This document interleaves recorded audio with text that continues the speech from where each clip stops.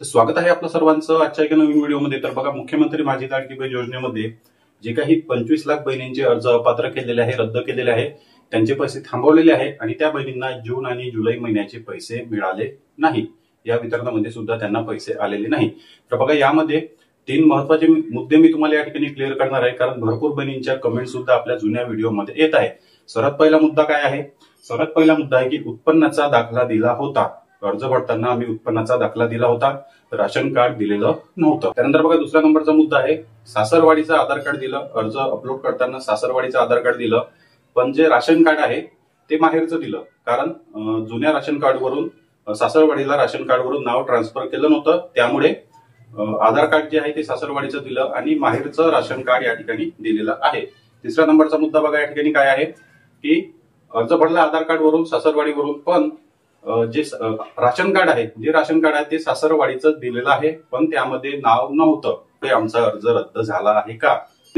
बघा, हे 3 महत्त्वाचे प्रश्न जे आहे लाडक्या बहिणींना पडलेले आहे, कारण त्यांचे अर्ज अपात्र केलेले आहे। त्यांनी उत्पन्नाचा दाखला दिलेला होता आणि काही बहिणींनी जे आहे ते केशरी राशन कार्ड अपलोड केलेलं होतं, तरीही त्यांचे अर्ज रद्द केलेले आहे। बघा, या 3ही मुद्द्यावर मी तुम्हाला या ठिकाणी पूर्ण तुमचे प्रश्न क्लिअर करणार आहे की का तुमचा अर्ज अपात्र करण्यात आला, त्यामागे कारण काय आहे। बघा, पूर्ण माहिती मी तुम्हाला या व्हिडिओमध्ये देणार आहे। चॅनलवर नवीन असाल तर व्हिडिओला लाईक आणि चॅनलला सबस्क्राईब नक्की करा। तर व्हिडिओ स्टार्ट करूया। तर बघा, सर्वात पहिला आणि महत्त्वाचा मुद्दा उत्पन्नाचा दाखला।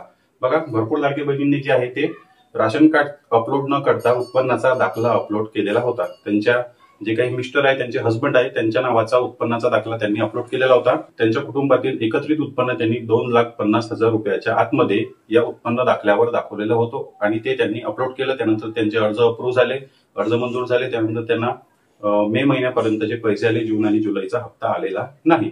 बघा, आता जरी तुम्ही उत्पन्नाचा दाखला दिला असेल, अर्जामध्ये जरी तुम्ही उत्पन्नाचा दाखला या ठिकाणी दिलेला आहे, तरीही तुमचं कोणत्या तरी राशन कार्डमध्ये नाव असणारच आहे। असं एक कोणतंच कुटुंब नाही की त्या कुटुंबातील व्यक्तींचं नाव राशन कार्डमध्ये नाही। एकतर तुमचं नाव माहेरच्या राशन कार्डमध्ये असेल किंवा तुमचं नाव सासरच्या राशन कार्डमध्ये असेल। असं होऊ शकत नाही की कोणत्याच राशन कार्डमध्ये तुमचं नाव नाही। उत्पन्नाचा दाखला दिला, पण या ठिकाणी तुमच्या आधार कार्डवर पडताळणी झालेली आहे। तुम्ही जरी उत्पन्नाचा दाखला दिला असेल तरी तुमच्या आधार कार्डवर पडताळणी झालेली आहे आणि तुमचा जो काही आधार कार्डचं नाव आहे ते जो तुमचा आधार नंबर आहे तो कोणत्या तरी राशन कार्डला या ठिकाणी मॅच झालेला आहे।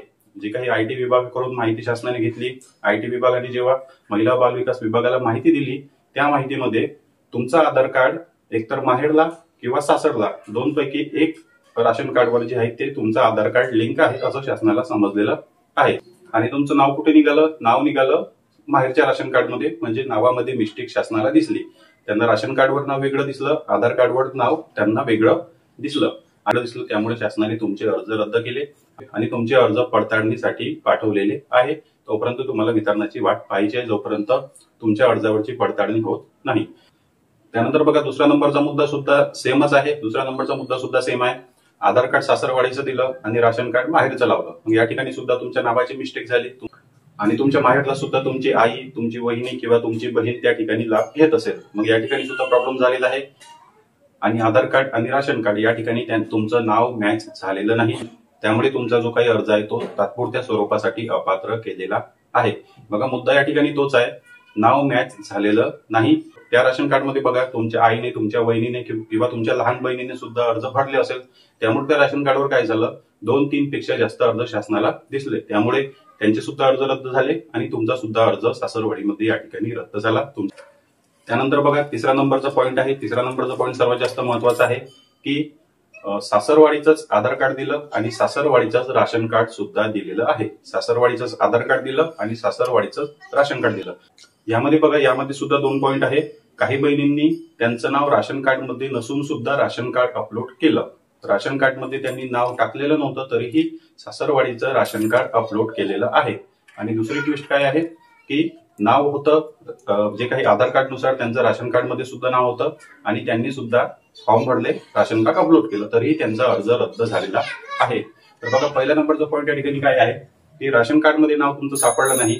तुमचं त्या ठिकाणी जे काही आधार नंबर आहे, आधार नंबर चेक केला, तुमचा अर्ज चेक केला, अपलोड केलं राशन कार्ड, शासनाने पाहिलं, पण त्या राशन कार्डवर तुमचं नाव शासनाला दिसलंच नाही। राशन कार्डवर नाव न दिसल्यामुळे काय झालं की जे काही तुमचा डेटा आहे तो शासनाने ठरवलं की ही बहीण अपात्र आहे, म्हणजे या बहिणीचं नाव नसून सुद्धा या बहिणीने डुप्लिकेट आणि खोटं राशन कार्ड या ठिकाणी अपलोड केलं असं शासनाला त्या ठिकाणी समजलं. म्हणजे आधार कार्डवर नाव आहे पण राशन कार्डवर नाव नाही, त्यामुळे खोटं राशन कार्ड तुम्ही टाकलेलं आहे असं शासनाने त्या ठिकाणी गृहीत धरलं आणि तुमचा अर्ज जो आहे तो रद्द केलेला आहे. दुसरा नंबरचा पॉईंट बघा, राशन कार्डवर नाव आहे, आधार कार्डवर सुद्धा सेम नाव आहे, तरीही अर्ज अपात्र झालेला आहे. त्यामागे बघा काही महत्वाचे कारण आहे की त्या राशन कार्डवर 2 पेक्षा जास्त विवाहित बहिणींनी अर्ज भरलेले आहेत. तुमच्या कुटुंबातील तुमच्या सासूने अर्ज भरला असेल किंवा तुमच्या जाऊने अर्ज भरला असेल किंवा तुम्ही अर्ज भरला असेल किंवा एखादी अविवाहित तरुणी असेल तिने अर्ज भरला असेल. त्यामुळे तुमच्या राशन कार्डवर तुमच्या सासूचा अर्ज दिसला, तुमच्या जावाचा अर्ज दिसला आणि तुमचा सुद्धा किंवा 2 किंवा 3 अर्ज शासनाला दिसले. त्यामुळे शासनाने तुमच्या कुटुंबातील सर्वच अर्ज अपात्र केले, सर्वच अर्ज रद्द केले आणि पडताळणीनंतर त्याचा तुमच्या कुटुंबातील कोणत्याही एका बहिणीचा अर्ज जो आहे तो पात्र करण्यात येणार आहे. आणि त्याचप्रमाणे बघा आता शासनाने नवीन नियम आणलेला आहे की नवीन राशन कार्ड बनवलं तर चालणार नाही. नवीन राशन कार्ड बनवलं तर चालणार नाही, जुन्याच राशन कार्ड प्रमाणे तुमची पडताळणी केली जाईल. तुम्ही जर म्हटलं की आमचं कुटुंब आम्ही वेगळं दाखवतो, आम्ही नवीन राशन कार्ड तयार करतो, त्यामध्ये आम्ही आमचं नाव टाकतो आणि आमचे अर्ज अपात्र होईल का, तर तसं होणार नाही. जुन्याच राशन कार्ड प्रमाणे तुमची पडताळणी होईल. नवीन राशन कार्ड या ठिकाणी ग्राह्य धरले जाणार नाही असं शासनाने क्लिअर केलेलं आहे. बघा शासनाला या ठिकाणी हात जोडून नम्र विनंती आहे की शासनाने असा कोणता तरी एक रूल काढावा किंवा एक नियम आणावा की जे काही लाडक्या बहिणींचे अर्ज आहे माहेरच्या राशन कार्डवरून भरलेले आहे, सासरच्या राशन कार्डवरून भरलेले आहे, त्यांचे नाव नाही, उत्पन्नाचा दाखला दिलेला आहे, अशा लाडक्या बहिणींना त्यांचे अर्ज अप्रूव्ह करण्यासाठी परत शासनाने एक चान्स द्यावा. बघा शासनाने या विषयाबद्दल जे आहे ते लाडक्या बहिणींसाठी एक नियम काढायला पाहिजे आणि अंगणवाडी सेविका यांच्याकडून कळवायला पाहिजे की तुमचे जे काही राशन कार्ड आहे, तुमचं माहेरला नाव आहे, सासरला नाव अजूनपर्यंत तुम्ही या ठिकाणी राशन कार्डमध्ये टाकलेलं नाही तर ते तुम्ही अपडेट करून घ्या असं शासनाने नियम आणायला पाहिजे. या लाडक्या बहिणींसाठी नाव मॅच न झाल्यामुळे रद्द केलेले आहे अशा बहिणींसाठी शासनाने एक नियम काढावा, स्पेशल नियम काढावा आणि त्या बहिणींना राशन कार्ड अपडेट झाल्यानंतर त्यांचे नाव त्या नवीन राशन कार्डवर टाकल्यानंतर त्यांचे अर्ज पात्र करायला पाहिजे अशी शासनाला माझ्याकडून नम्र विनंती आहे. कारण यामध्ये भरपूर पात्र असून सुद्धा त्या बहिणींना लाभ मिळालेला नाही. त्या बहिणी पात्र आहे पण या थोड्याशा छोट्याशा मिस्टेकमुळे जे आहे त्या बहिणींना अपात्र केलेलं आहे आणि शासनाने हा नियम लवकरच आणावा. नवीन राशन कार्ड अपडेट झाल्यानंतर त्यांचा अर्ज पुन्हा मंजूर करावा.